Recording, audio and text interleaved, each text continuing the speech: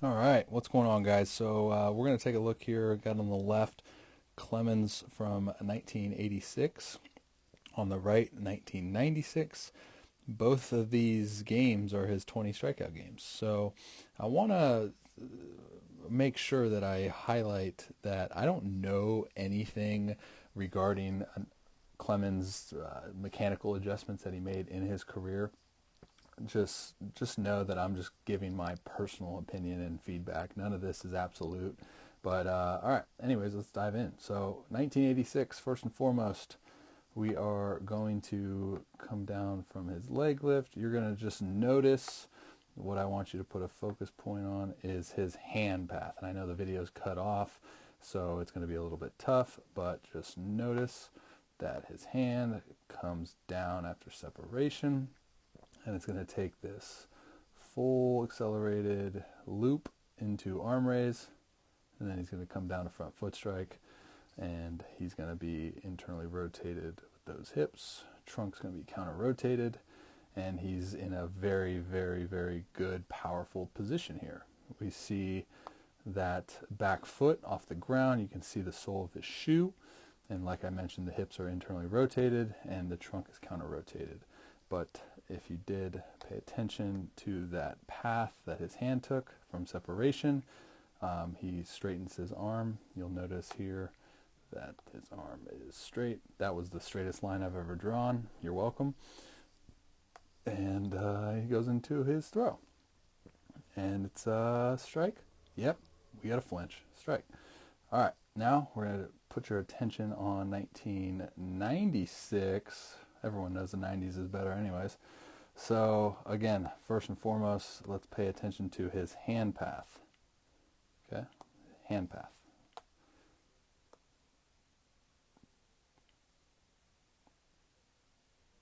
Okay, so obviously a difference. Obviously a difference. So 96 is, he's got this little stab here. Arm doesn't really get fully straight, kind of stays within his body. And when I say stay within his body, so I'm going to mean that if I was the hitter and I'm looking at Clemens, I will not be able to see the ball behind his body. Okay, so in the one in 86, there's potential that you could see it. So again, 96 stabs, has this delay mechanism here. Okay, ball, arm is inside his body, and then he comes up into his throw. Boom, front foot strike, and then same thing we saw in 86. Hips are going, counter rotation. I think, and again, I know the video quality is poor, but I also want to say that at front foot strike, he is well inside 90, whereas here, at front foot strike, it looks like he's more at 90. So, could be something there. And a little bit more movement on that pitch from Clemens. So, obviously the change, right? We can all see that the change in that hand path in 86 separated, and he elongated his arms, and then he came up into arm raise, whereas in 96 separated, hands compact inside body, arm path simplification is what I would call it, and he allowed his arm to get well inside 90 degrees there. So my take, again, not saying anything that I'm right or I'm wrong, but my take is that, and the reason why I call it arm path simplification is just that.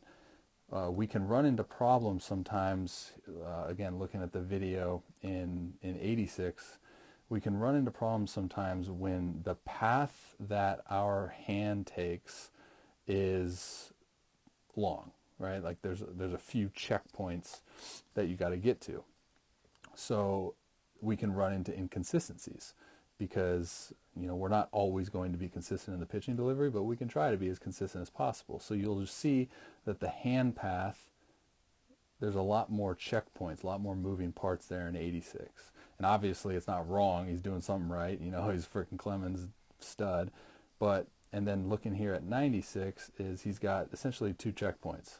Hand separation, and then we're going to stick, and we're going to hold, we're going to delay, and then we're just going to come straight up into retraction.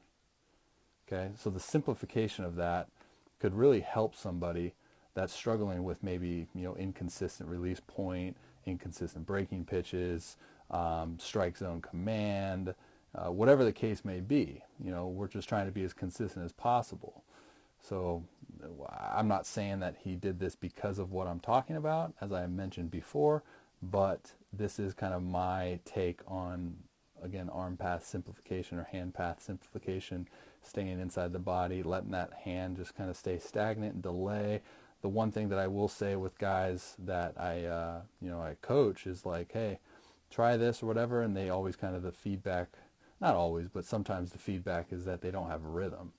So you'll see that there is this delay mechanism here with Clemens in 96 that they're, it's pretty much stalling that arm. Whereas in 86, he's able to create that rhythm with that arm raise.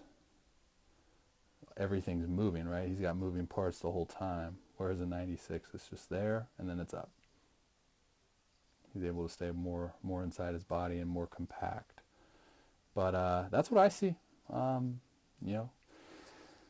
Let me know what you think in the comments.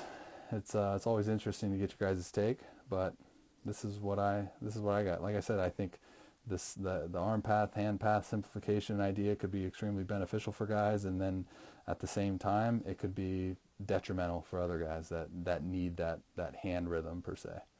All right, guys, I'm out. Hit subscribe, or I'll never make another video again. See ya.